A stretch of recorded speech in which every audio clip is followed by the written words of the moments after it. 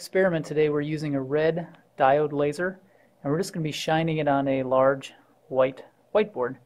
You can see that it makes a small, bright, centralized dot, and we're just going to be taking a couple different things and blocking that light to see what happens.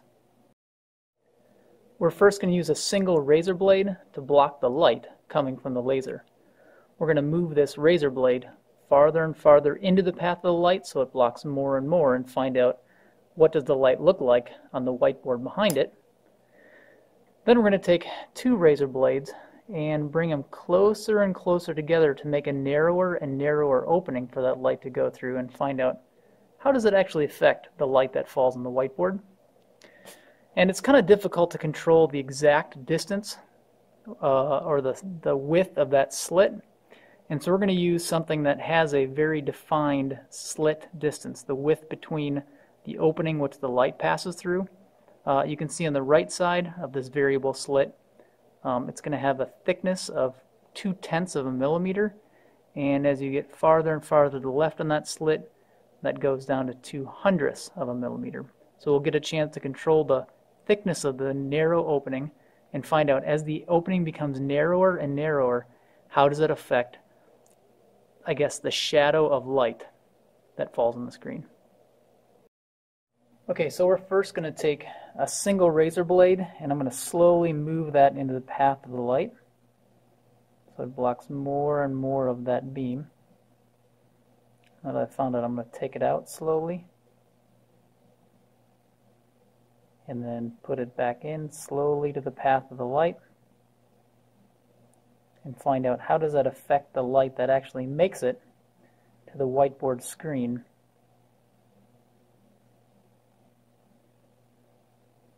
Question is this consistent with our model of light, a continuous stream of particles, in the behavior that we're seeing here?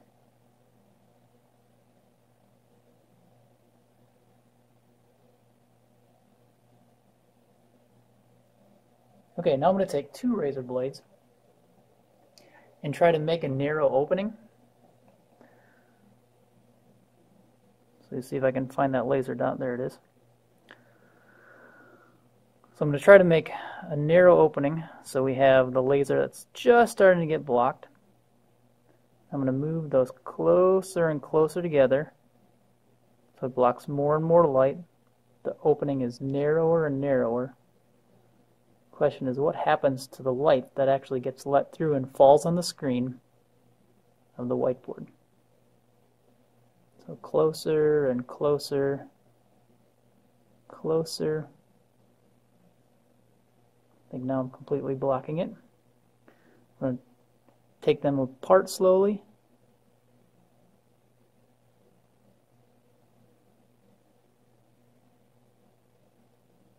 Put them back together. Kind of difficult to see.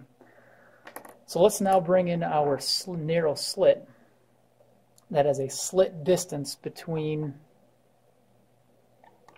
0.2 millimeters and 0.02 millimeters. So this is a laser dot without being passed through a narrow opening. Now I'm going to put that narrow opening, so the opening is about 0.2 of a millimeter. And I'm going to slowly spin this disc so that the opening becomes more narrow. It's going to get 10 times smaller. So it's getting smaller, smaller, smaller, smaller. And this is about as small as it gets. The question is, what's happening to the light that actually is allowed to get through and fall on the screen? Go back up to our larger slit. It's opening up, it's opening up, it's opening up, and this right there is about our largest slit. Let me turn the lights off and see if we can get a better idea of what the light looks like when it actually goes to that whiteboard.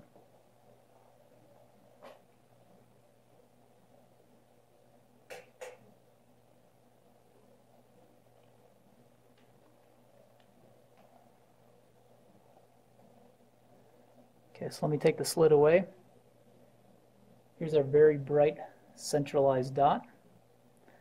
We're going to now block most of the light and let some of that laser light through at a narrow opening of 0.2 millimeters.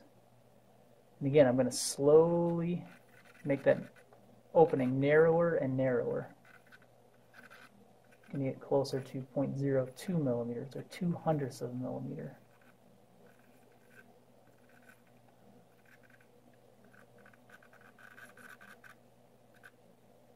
That's about at 0.02 of a millimeter right there.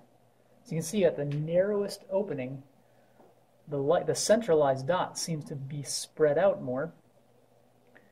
And as I make the opening larger, that centralized dot of light seems to get a little smaller.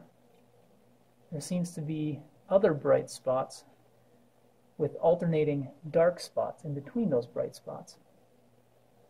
Now, can this behavior be explained by our model of a continuous stream of particles coming off the laser and falling on that screen, where some of those particles get blocked and some of those particles are allowed to pass through? Again, here's the large opening, gradually getting smaller to the smallest opening.